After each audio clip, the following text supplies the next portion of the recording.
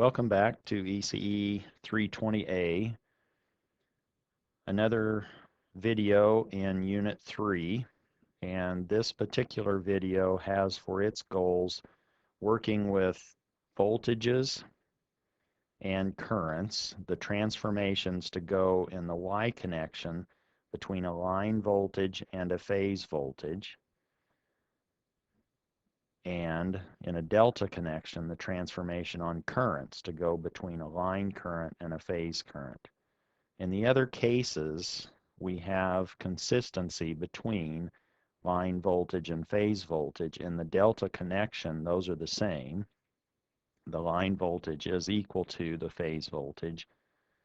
And in a Y connection, the line current is the same as the phase current. So we don't have to worry about transforming between line voltage and phase voltage or line current and phase current in the other configurations or connections.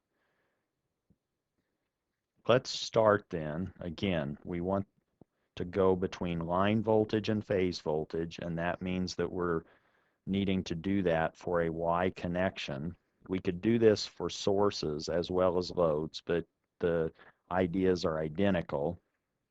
So let's just concentrate on a load transformation or using loads to determine the voltage transformations. We want to know how are the line voltages and phase voltages related to one another. And the phase voltage, let's just go ahead and establish that as our reference phasor.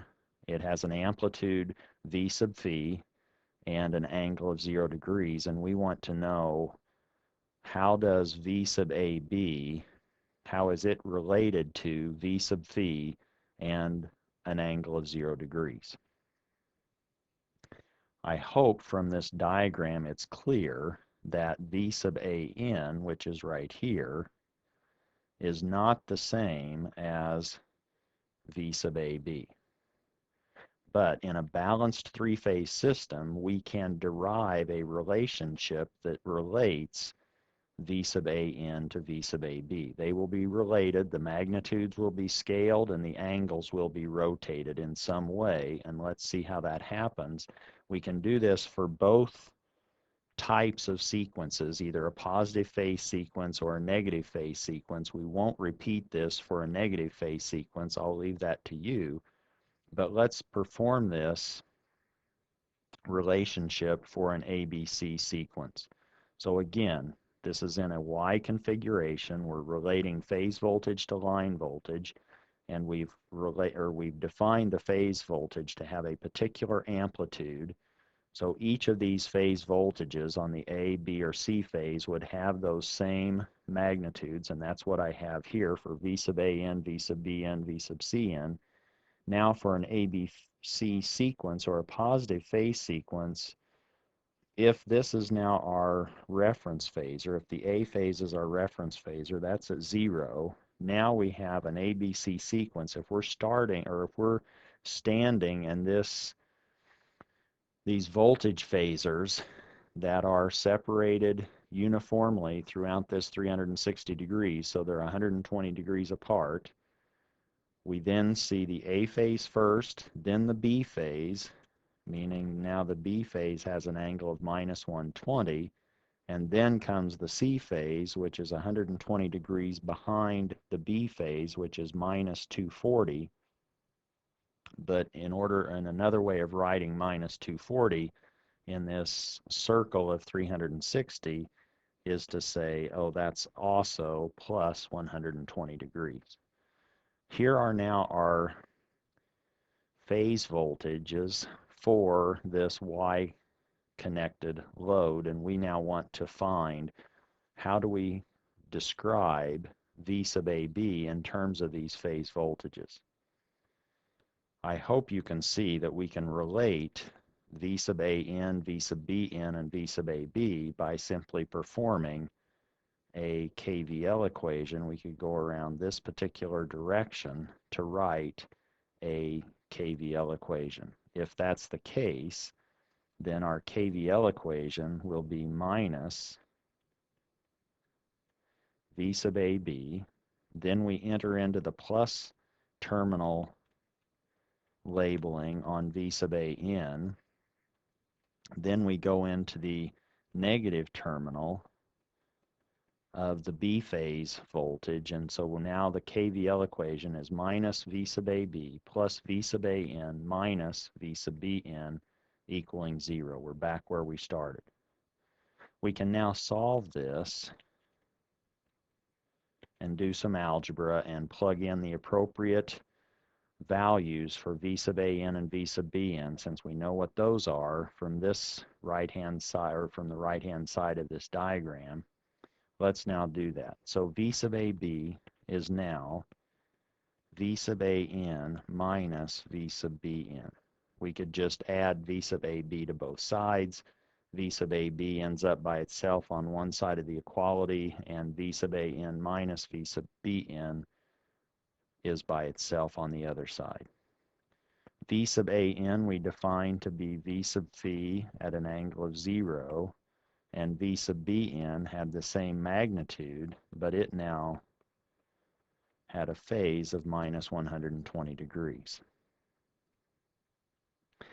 This now allows us to say, oh, V sub AB, we can factor out the common magnitude so far, and we now have 0 degrees minus 120 degrees. And we want to now write these phasors that have an amplitude of 1 or a magnitude of 1 and an angle of 0 and an angle of minus 120 in rectangular form, so that we can add and subtract those component parts of those phasors. So far we don't have to do anything with the magnitude. We have 1 at 0 degrees, that's just 1 for a real value. Then we subtract from that 1 times the cosine of minus 120 degrees plus j sine of minus 120 degrees. We're just using Euler to redescribe or to convert this polar form of a complex number, 1 at minus 120 degrees, into its rectangular form, which is real part plus j imaginary part, and the real part is just cosine of minus 120. The imaginary part is sine of minus 120. Now we simply have to remember what those values are. 1 is easy, but now we have minus.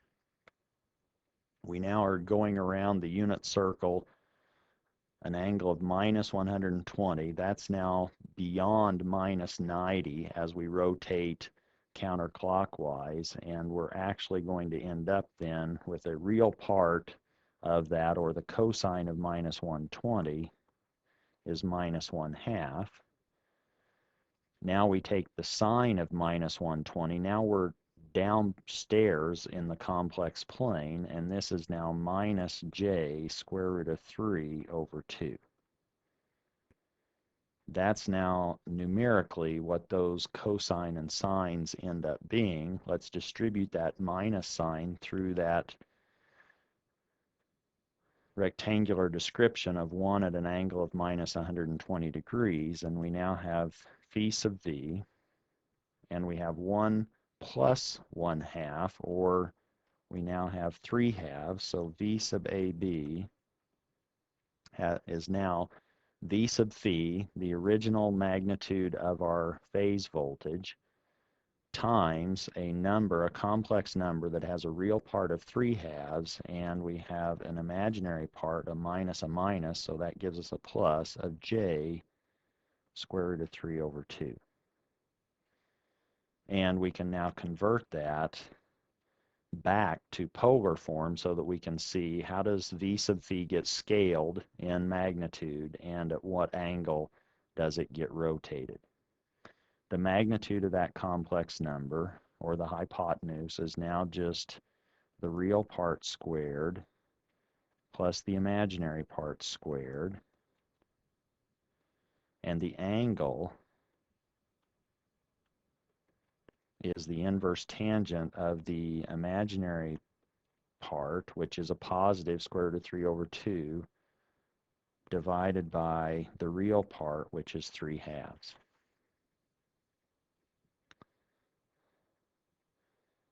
And if we do this, we now have v sub phi square root of 9 over 4 plus 3 over 4. And now we have the 2's cancel in each of the denominators, and we have the inverse tangent of the square root of 3 over 3, or 1 over the square root of 3. So we go up 1 and over square root of 3. That's now an angle that's a little bit less than 45 degrees, and in fact, it's 30 degrees. And this number underneath the radical, I think you can see, upstairs is 12 and downstairs is 4. So now we have the square root of 3, or we could say now that v sub AB as a phasor related to the original phase voltage, which was v sub phi at 0 degrees, is now scaled by the square root of 3 at 30 degrees. And let me just bring this up a little bit. We can now write this or sketch this. I've already sketched the blue are our phase voltages. V sub AN was our reference phasor. That was V sub phi, some magnitude at an angle of 0. With the same length or the same magnitude of vector, V sub BN is now 120 degrees beyond that. So that's to the left, or counter or clockwise actually, another 30 degrees beyond minus 90 degrees. And then V sub CN is up at 120 degrees with the same amplitude.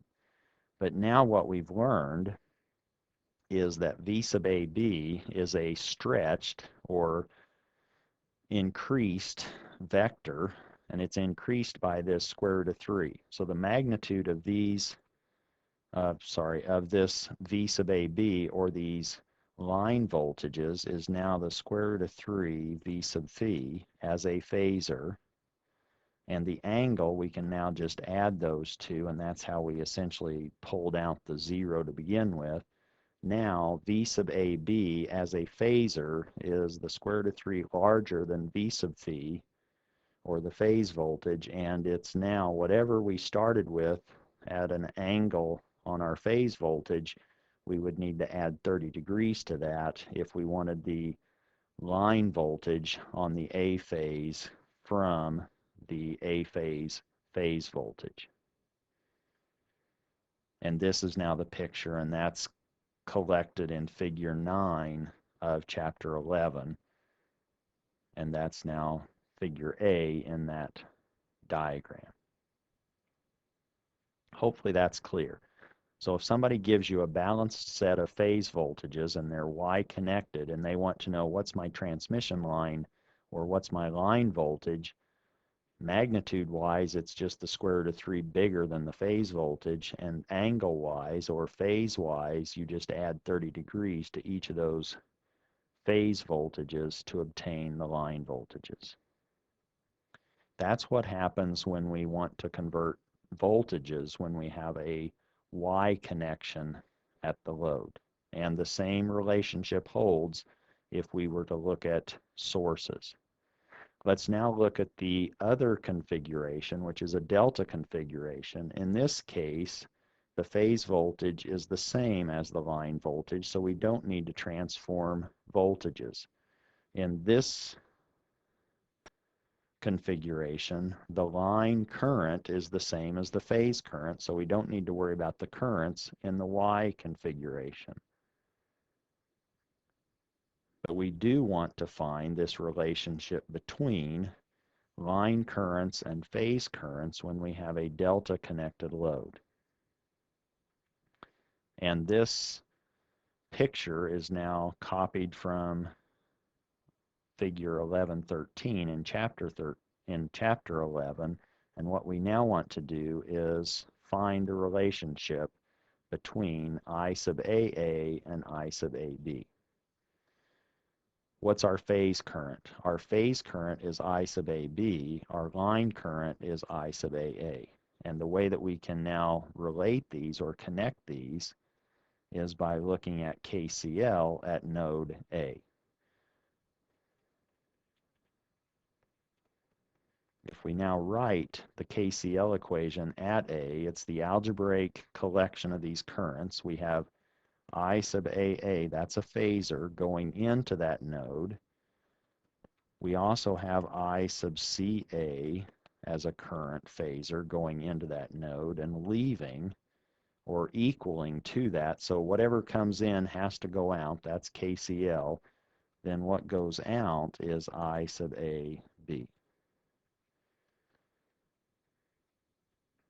Or we can rewrite this in terms of the line current and the phase current. What's our line current? In this particular case, actually in any case, our line current is always I sub AA. This is now the A phase line current. That's the current in the transmission line in the A phase transmission line.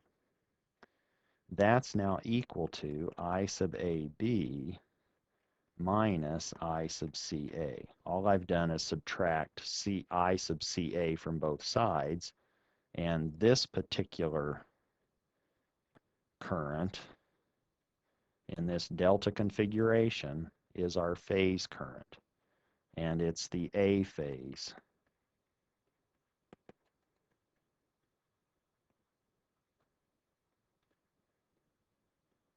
Phase current. Let's now relate the phase current to the line current. And to do that, let's now just decide which phase sequence we want to use. The other would be derived similarly, but it will be different. Let's look at the positive phase sequence. And our A phase phase current, let's let that be the reference phasor. Or now I sub AB is I sub phi at an angle of 0 degrees.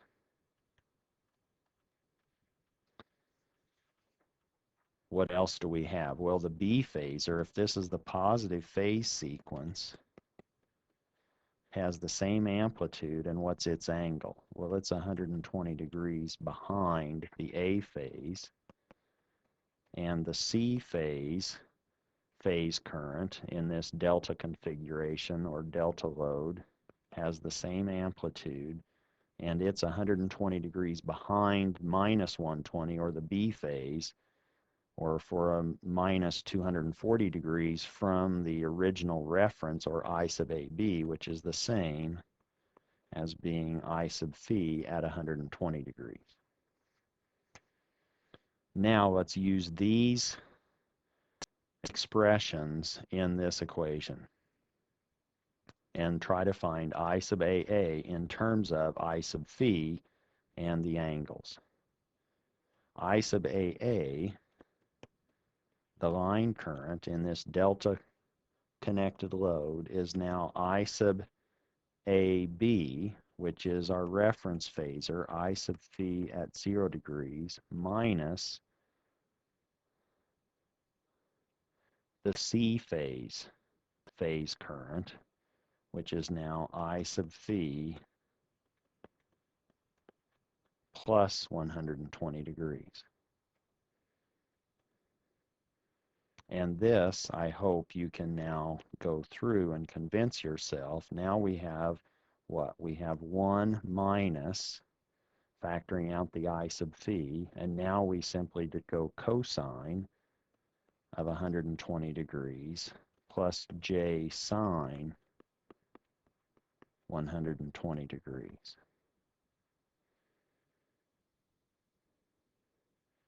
And doing that, we now have 1 minus 1/2, and that's the real part.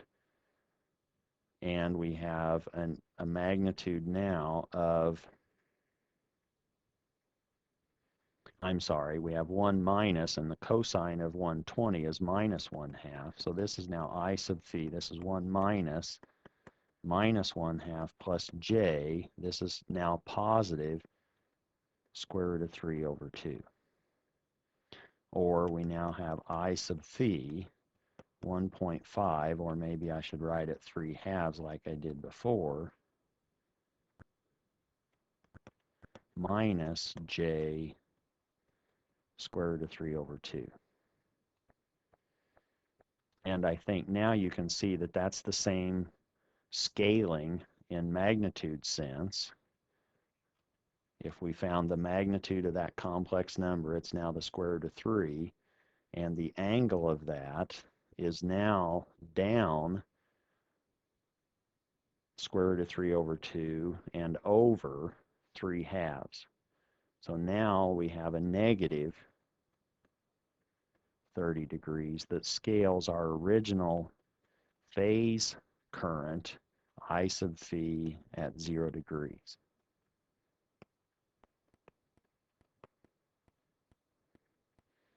And you could now write or sketch the appropriate diagram that connects